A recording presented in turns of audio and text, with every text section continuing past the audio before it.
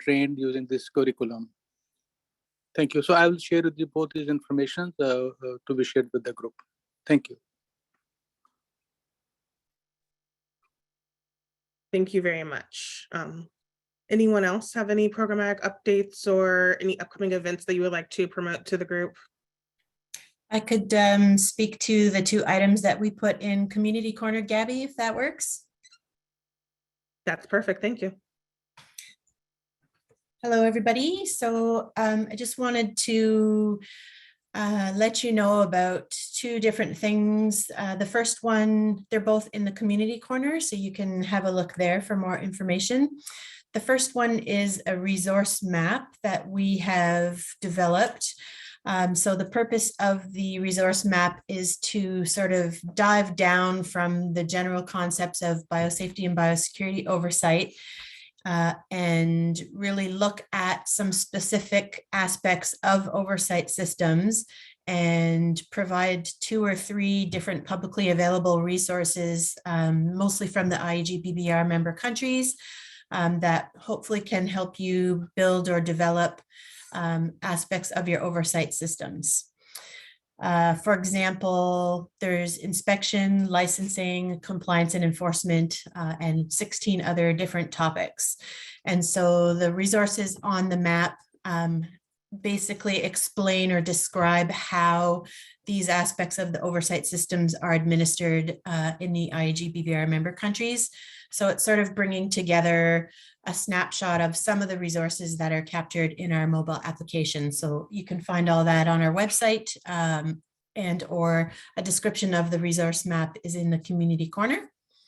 We also have a virtual event coming up on May 30th. We will be having simultaneous interpretation into French, Spanish, as well as Arabic, and registration is open. The purpose of this event will be to build capacity for oversight of dual use in the life sciences. We will be describing the key concept of identifying, assessing, and mitigating dual use risks.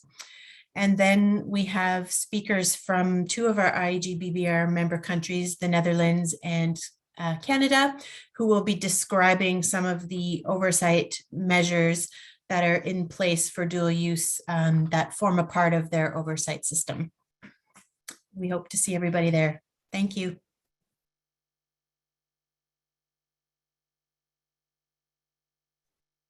Thank you. Anyone else?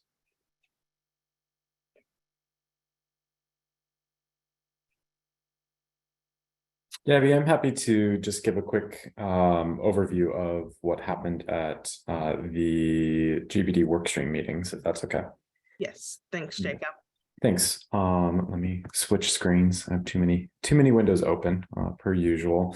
So I think many people on this call already know, but we had the first round of workstream meetings for the Global Biosecurity Dialogue following last year's meeting in Cape Town in November.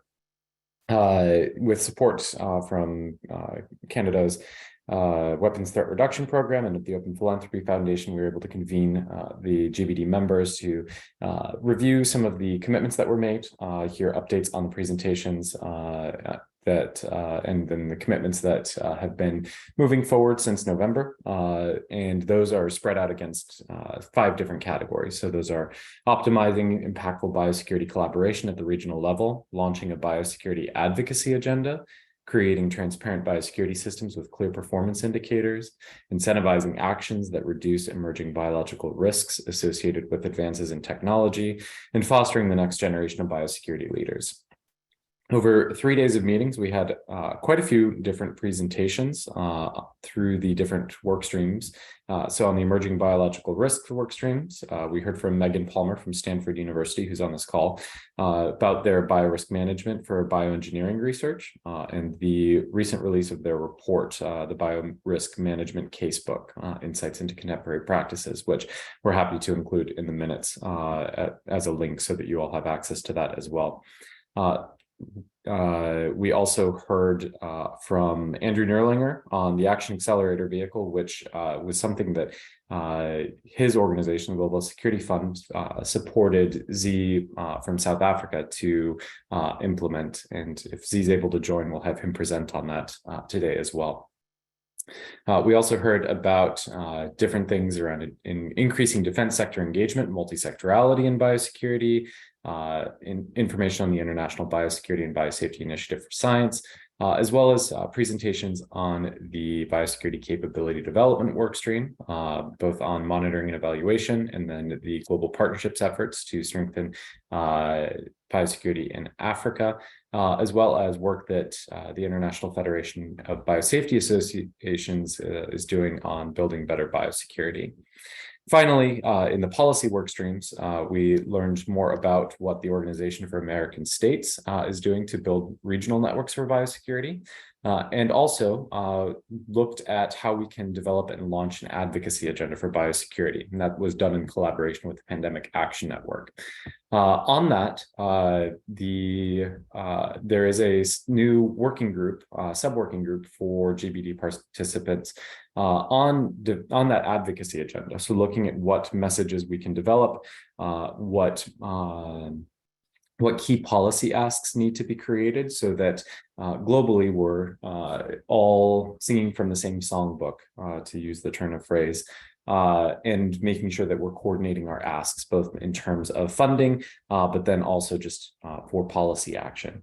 If people are interested in learning more specifically about that working group, we'd certainly welcome interest and would be happy to hear from you. So if you are interested, feel free to reach out to me or Gabby, but we'll also include information in the minutes.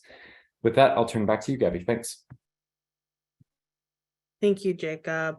I mean, I do know that Megan Palmer also wants to give some updates on the presentation and the project that she presented on at that workstream meeting. So over to you, Megan.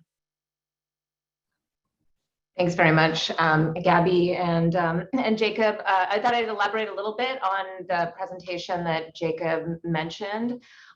In February at the Global Biosecurity Dialogues, we did do a soft launch of the Visibility Initiative for Responsible Science project report, the Biorisk Management Casebook. I will link here to the report and the materials accompanying that will be more publicly promulgated today.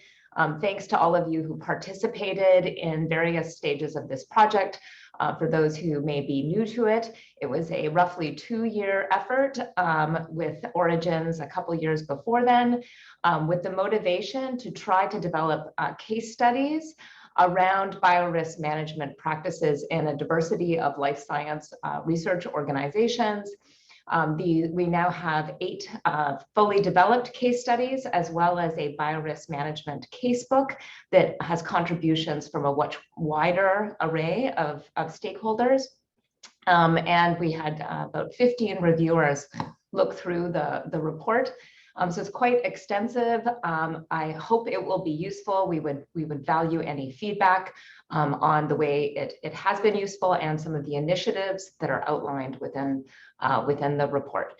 So we'll include this in the community corner updates and also keep an eye out for the releases later on today. Thank you. Thank you, Megan. Okay. Does anyone else have any updates? Otherwise, I will read the updates from Verdict. Okay, so Verdict has published a number of new publications that support the implementation of the BWC, which may interest some of the GHSA APP3 members. So the first publication is the new law order for national implementation of the BWC. The model law is a revision of Verdict's 2012 Sample Act and provides model provisions that can be used when drafting legislation to implement the convention. And then there's a link that I will post in the chat.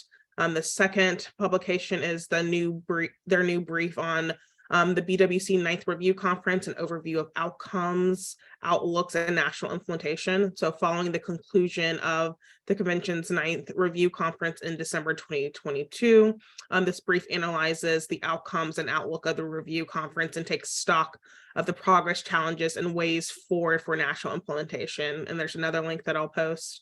And then the French and Spanish language version of our report on their report on addressing misconceptions related to the BWC and CWC are also available.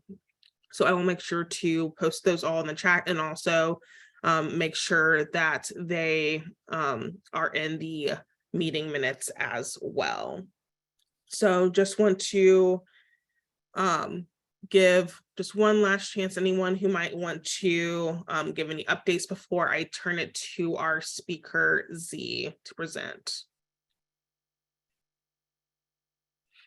Okay, well, thank you everyone for those updates. And so let me quickly introduce Z and then pass it over to him. So Sibuzi Moziku leads the Division of Biosafety and Biosecurity at the National Institute for Communicable Diseases in South Africa and serves as the chairperson of the NICD's Institutional Biosafety and Biosecurity Committee. He is an enthusiastic biocontainment engineer specializing in high and maximum containment facilities, and in particular advocating for the implementation of tailored solutions for engineering and their designs, construction, and sustained operation in the resource constraint settings. Over the past 14 years, he has championed initiatives aimed at mitigating and controlling the risk inherent with working with biological materials locally, regionally, and internationally through engineered controls. He continues to be actively involved in matters related to global health security and aspires to making a meaningful impact on African health systems and continental health challenges by being a prominent proponent of developing local sustainable solutions. He is currently leading the establishment for the first regional center of excellence for biosafety and biosecurity in Africa, certified by Africa CDC, to offer its regional trainings and certificate programs for biosafety and biosecurity professionals. So, I happily pass it over to you to do your presentation on the Action Accelerator Vehicle. Thank you, Gabby, and apologies for joining late. Good day, colleagues. I was sharing with you an exciting program that we have started our end.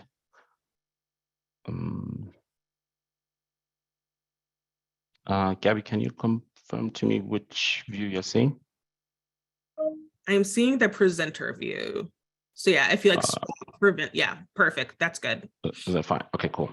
All right. Thank you, Gabby. Good day, colleagues. So my name is Z, and I lead our Division of Biosafety and Biosecurity here at the National Institute for Communicable Diseases in South Africa. I'll be speaking to you about a new exciting program that we've launched earlier this year that is looking to help with some of the challenges that we have on the African continent by developing our regional subject matter experts beyond the biosafety and biosecurity expertise. The Action Accelerator Vehicle is not new to many of you. This is actually an outcome from the Global Biosecurity GBD. Oof, my words are failing me today. In 2021. And in essence, what we looked at was developing our Africa regional subject matter experts. We understand that in the Africa region, we have a number of gaps in meeting many of our obligatory legislation or regulations, be it nationally, regionally, or internationally. So this program was coined to try and improve the technical ability of subject matter experts in addressing some of these gaps. We have developed the program now to support Africa CDC's Biosafety and Biosecurity Initiative, particularly its regional training and certification program for biosafety and biosecurity professionals. So the objectives of the Action Accelerator vehicle naturally is to raise awareness that the natural evolution of disease threats is multidimensional, and the expertise that is required for individuals or experts that will help in addressing them needs to follow suit. We seek to develop the capacity of African health experts to understand the global nature of health security and health diplomacy, and also to aid in helping them make informed decision making. And then lastly, as Africa regional subject matter experts, we also like to impart through the program an understanding to the experts of their role in strengthening the biosecurity capabilities within the Africa region, and ultimately to aid in making our facilities safer and more secure. So we've established this program, which will be hosted by the NICD's Regional Diagnostic Demonstration Center, which was certified in July of last year as the first regional center of excellence for biosafety and biosecurity. This is for Southern Africa, and it's the first in the continent. Two more are coming online. The first will be in East Africa, to be hosted in Tanzania, and the West Africa one will be in Senegal. As the pilot or the first center of excellence, we will be assisting in their domestication or taking over of the training program proper. We have established this program in partnership. We have a strong support from the Global Health Security Fund, which has provided seed funding as well as support in some of the implementation elements of the Action Accelerator vehicle. And as well, we are doing this in partnership and support of Africa CDC's Biosafety and Biosecurity initiative. Now, many of you who had attended the Global Biosecurity Dialogue in Cape Town last year would have joined us for a wonderful launch that we had. We had this during one of our team dinners.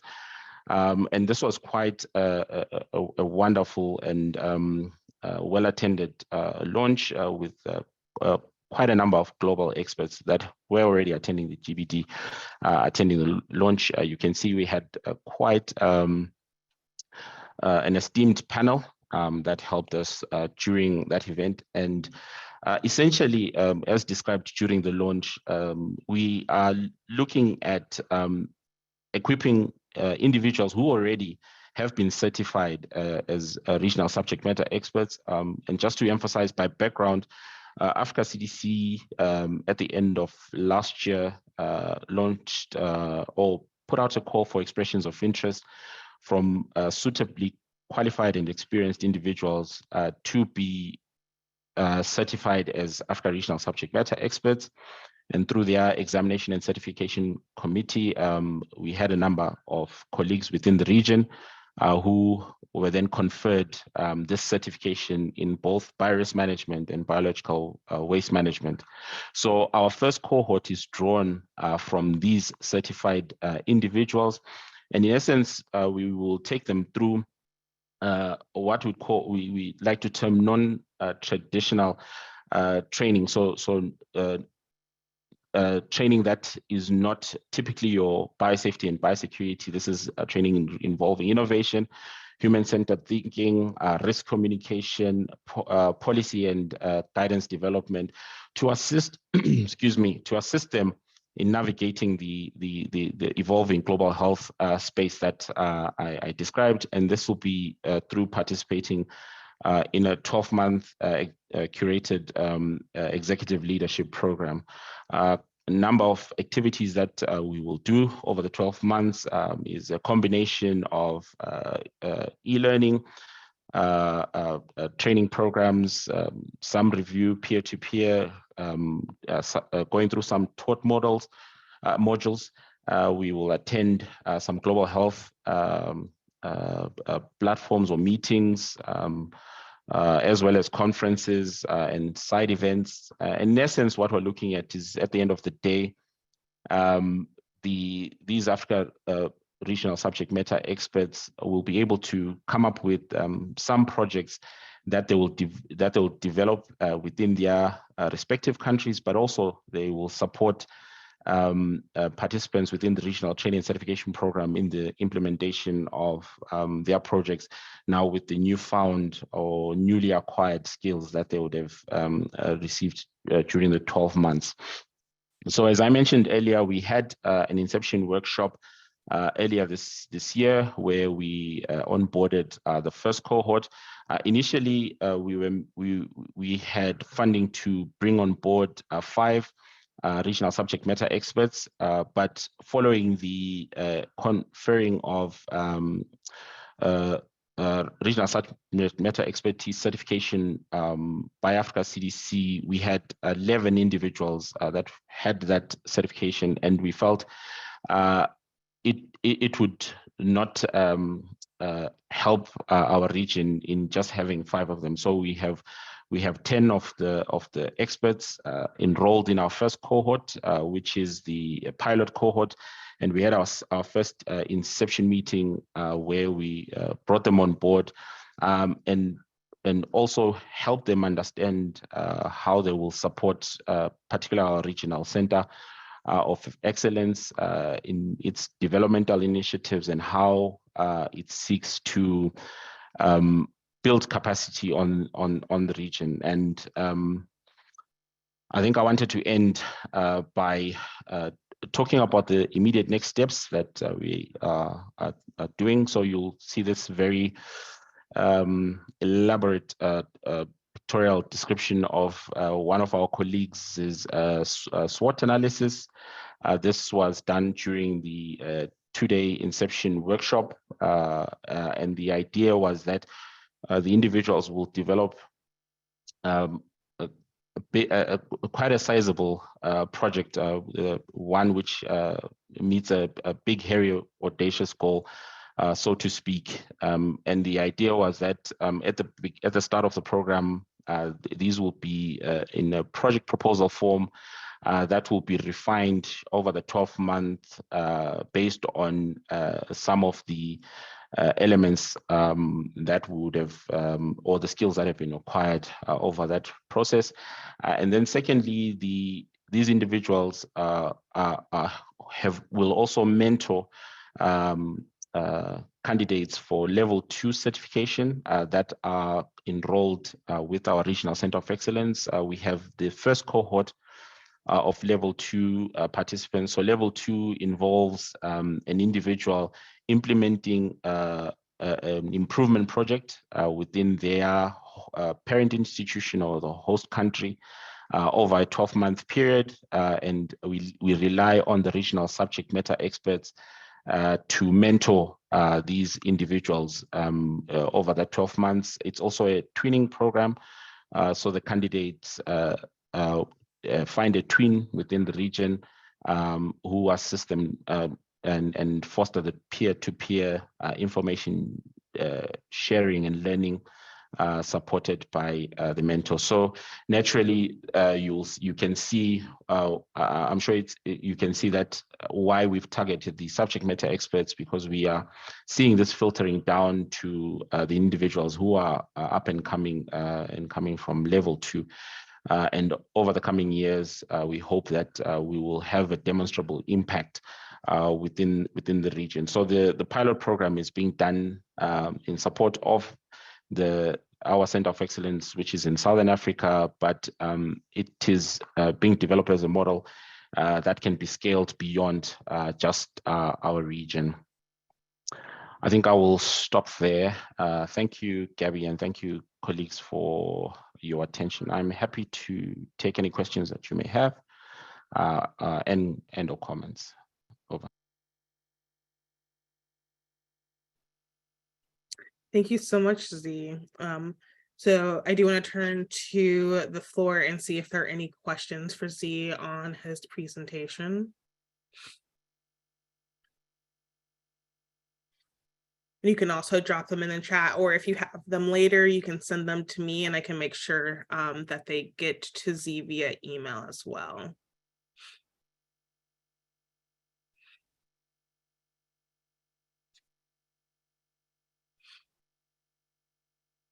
Okay.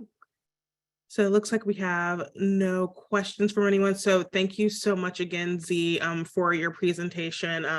We'll make sure that the information is sent out to the entire network along with the meeting minutes. And I'll check with you, but I'll see if I can add your email into the minutes so people can reach out to you personally with any questions that they might have once we send out the slides. So again, thank you very much. And we will go on to our next agenda item. So I would like to turn to Dr. Isa Makumbi and also to Dr. Takma Maruda, our current chairs, Uganda and Africa CDC, just to give an overview of the 2022 accomplishments and areas for continued effort as we transition to our prospective chairs for 2023. So over to you, Dr. Isa. Okay, thank you very much. And apologies, I had just an emergency which I had to attend as we are just about to start the meeting, but I'm happy I've kind of covered it. I'm okay now to attend to up to the end. But today I just wanted to share with the members on what we have accomplished in our last year or in our year. I have a few remarks to make. Allow me to make them. I want to thank all of you for coming today to attend this meeting. We are excited to begin a transition to the new AP3 co-chairs and announce who will take place on the leadership as we rotate and starting next month. I am happy to now announce that the United States and the GHSA consortium has agreed to chair the coming year as co-chairs, and we are in a process of finalizing the transition procedures. I hope this will not take us long. By the next meeting, this will be over. Before I hand over the floor to them, I want to pause and recount some of the AP3 which has been able to accomplish over the last year with all your support and all your participation, and especially NTI for the excellent secretariat they have provided. From the beginning of the action package of biosafety and biosecurity, AP3 has strived to protect people, animals, and the environment, of course, including plants, from the release of dangerous pathogens, accidentally, intentionally, and to prevent unauthorized access, loss, theft, misuse of hazardous biological agents, and to promote responsible conduct of life science research. Through a collection of experts and leaders with the cumulative membership of countries, multilateral organizations, and civil societies, the private sector, AP3 seeks, of course, as you know, to advance global security and biosafety capacity through various international instruments and agreements, including IHR, that is International Regulation, Biological Weapon Conventions, and United Nations Resolution Council for 1540. This is really our focus. This is our focus to make sure that these international instruments and agreements are really rolled on, and we achieve their targets or their goal and objective. Through this network, we have of biosecurity and biosafety experts, AP3 members, we've been working together to exchange best practices, to strive and to enable progress towards the global security agenda 2024. As you know, the current phase, this second phase, the first phase ended, and then this is the second phase, which will end in 2024. And of course, we have targets ensuring that at least 100 countries have demonstrated level of capacity as far as JE scorecards are concerned, at least 4 and above in the technical areas of biosecurity and biosafety. According to Global Security Accountability and Research Task Force, so far, 84 countries have achieved this goal. I think we need to clap for ourselves. To me, this is really wonderful. In 2022, under our leadership and the partnership of Africa CDC as co-chair, AP3 sought to focus their efforts and drive action towards biosecurity and biosafety by 1, strengthening and supporting multilateral sector engagement and commitment to health security. 2, to improve sharing of best practices and lessons learned and support and use the development needed for relevant tools and mechanisms. Especially those tools have been very, very useful. Strengthening accountability and of course reporting to the steering committee or through the task force, all members under global security agenda, and increasing domestic and international partner financial support to strengthen and maintain capacity to prevent, detect, and respond to infectious disease outbreaks, including health system strengthening. So that's where was our drive and our focus. Despite simultaneous outbreaks of COVID, monkeypox, African swine fever, Ebola, avian influenza, and others, AP3 members have been able to continue to come together this year to support one another, to disseminate resources, support capacity building efforts where possible, and advance capability worldwide. Just a minute.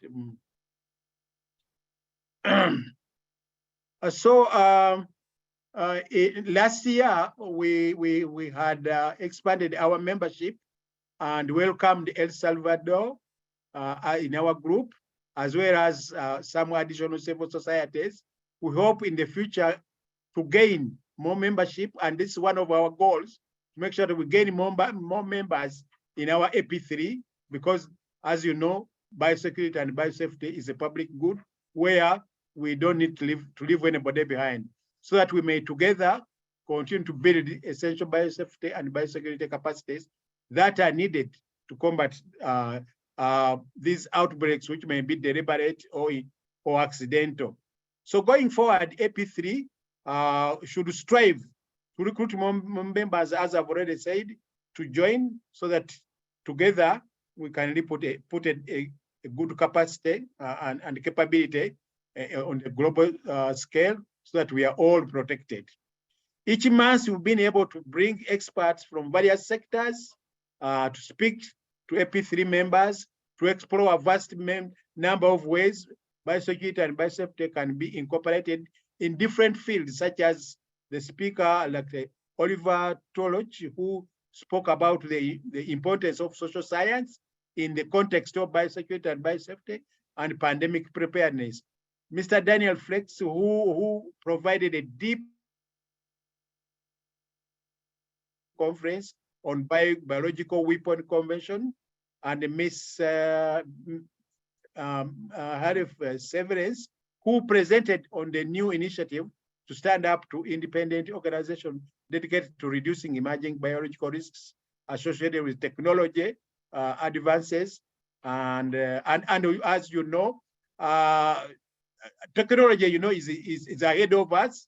So we really need to work hard to catch up. Otherwise, the more we dilly-dally, the more the distance between us, the regulations and the technology will really leave us, and then we may find ourselves in the hot soup when we don't really go forward, and so that we lead before the technology can overpower us. Dr. Lauren Richardson, who provided the training and conducting on risks and threats assessment. While these excellent speakers to come to present to us as a group, going forward, it should strive to have speakers from global south and low income countries to present to the group, thus encouraging the whole of society approach, and of course to hear their unique perspective in addressing biosecurity and biosecurity. Although I know some of the critics say that some of these low-income countries, this is not a priority, but you know this you cannot leave it to hang around, because eventually it will make them more lower than the low. It will just jeopardize their economies if we don't address these issues. So we've been able to publicly share all our progress throughout the year through various means. Each of the monthly AP meetings is recorded and uploaded online for regular viewing, and this record is available for everybody to revisit or to continue looking at it and build from the future from those.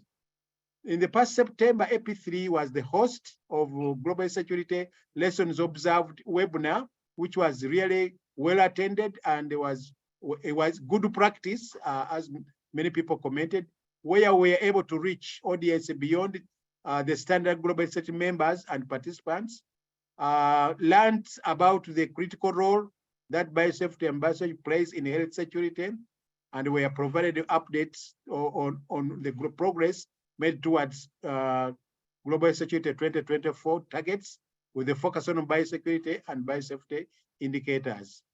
Heard from AP3 members about the various biosafety and biosecurity trainings they provided during the COVID-19, of course, pandemic or ravages, explored future biosecurity challenges that AP3 and Global Security can help to tackle.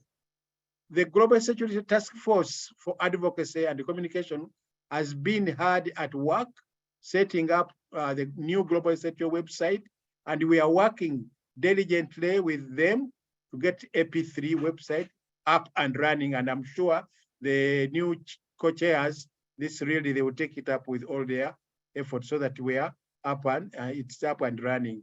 One of the greatest aspects of global security agenda is the ability to come together as a community, as a global community, to share best practices and lessons learned. To help us facilitate this information sharing, each month AP3 publishes monthly community corner or practice newsletter, which again I think was attached this month, that pulls together information of resources from various membership and initiatives, and to help all our members to share. They highlight incoming events, recent actions, information on resources of value to the community. These newsletters, as well as other important featured in AP3 web page if it's up and running. I don't want to stay long, but the issues of biosecurity are far-reaching. And last year, we led an effort to identify common areas of work with other action packages for joint implementation, collaboration, but this is still, it is going on, and this is something which we call the good practice, because AP3 work really spans the whole spectrum of all aspects of life, of all aspects of sectors, of all aspects of disciplines. So we really, the good practice here to have those joint implementation, and I'm sure the incoming chairs will really take this very seriously because it's good practice. So we are able to make some initial connections, in particular, legal preparedness and action. As you know, this is a new package. So again, we need also to give it support so that it can really be well integrated in all other packages. So members, I just wanted to share some of these few things which we really achieved, and also to request the chair to take some of those issues which really are good practice, which we need to continue to nurture so that we get big returns out of our efforts and investment. I think I would stop here. And if there's any clarification, I'm ready to make it. Gabby, thank you for these notes.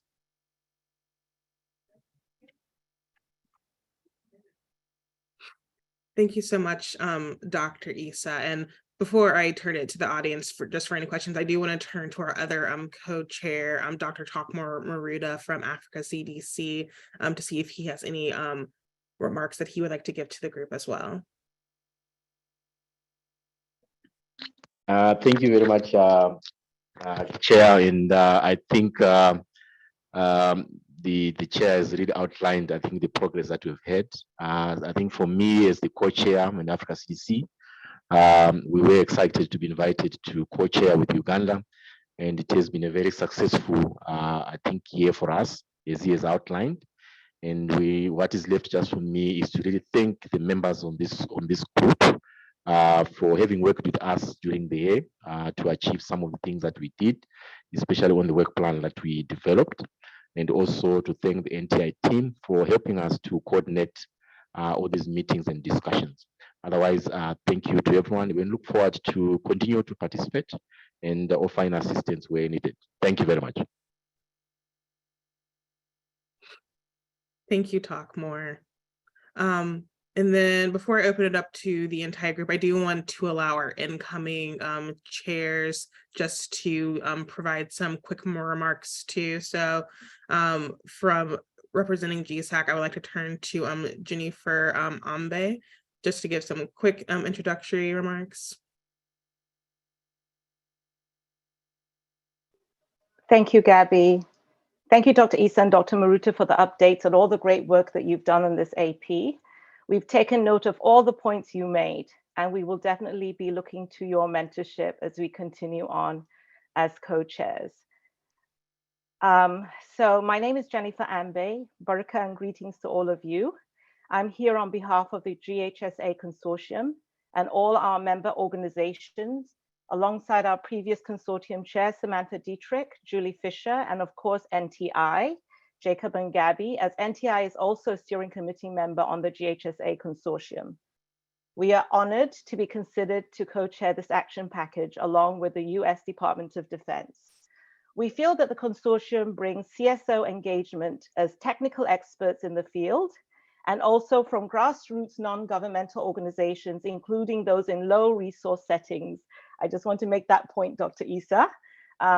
We have NGOs who are engaging within communities. All of this is crucial in meeting the goals of GHSA 2020.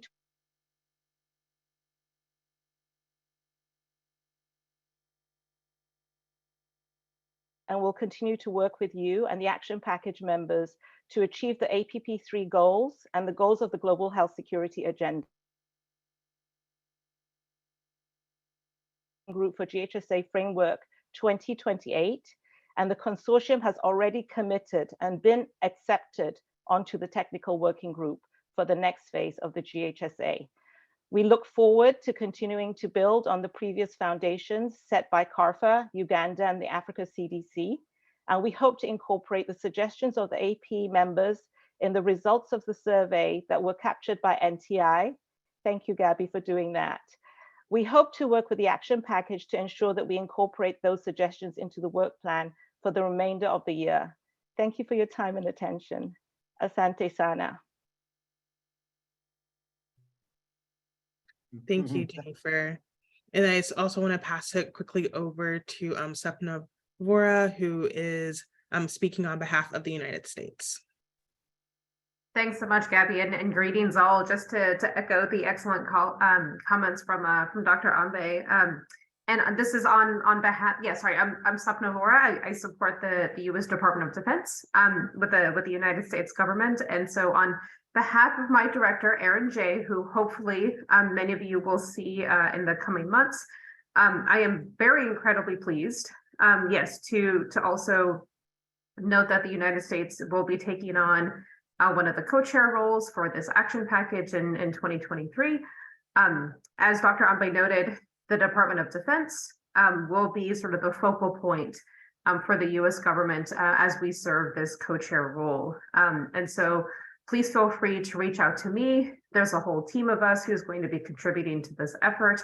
I realize we're a little bit short on time today, so just to note that we certainly echo the kind of priorities that Dr. Ambe already laid out in terms of really wanting to continue the impactful work that this group has done for many years, but particularly in the last few years that have been exceptionally challenging. So we're thrilled to be here. We're thrilled to really step up to the plate, as it were, and to work with you all, and just really look forward to continuing progress into the rest of this year. Thank you.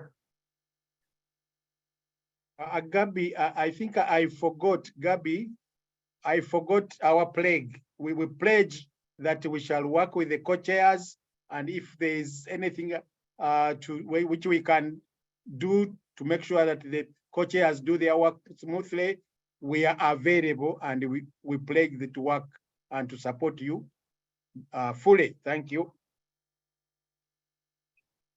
Thank you, Dr. Issa. So I do just want to open it up to the floor to see if anyone has any questions for our outgoing or incoming chairs. Gabby, I'll jump in quickly, just wearing my NTI hat, not necessarily the Secretariat hat, but just want to thank Uganda and Africa CDC for all their efforts over the past year. Truly appreciate it. Has been a pleasure working with you both, and we appreciate the leadership and the progress that you've made as a result of your chairs. So thank you.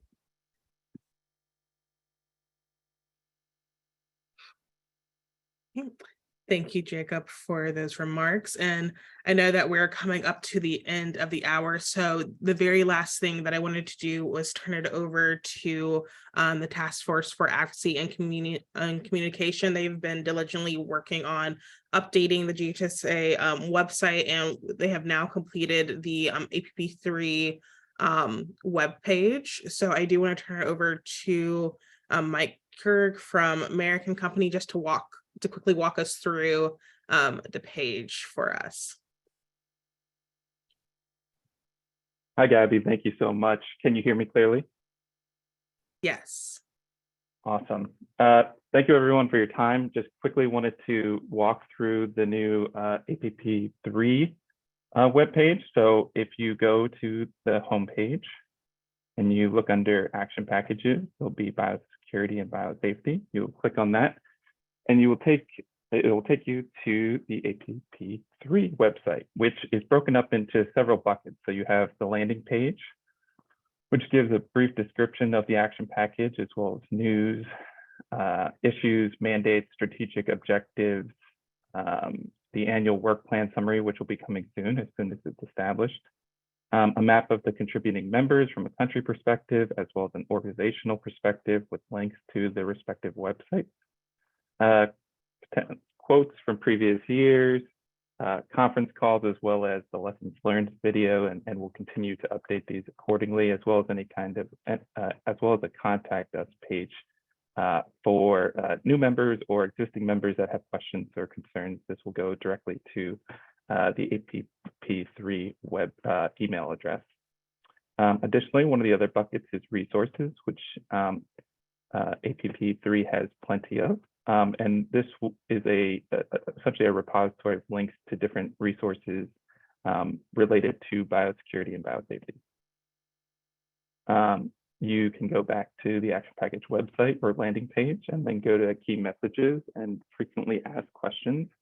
And this will take you to essentially a description of the action package, its role, and some of the questions that we frequently get from either new members or people interested in APP3. Going back to the landing page, the final bucket for the group is the community corner.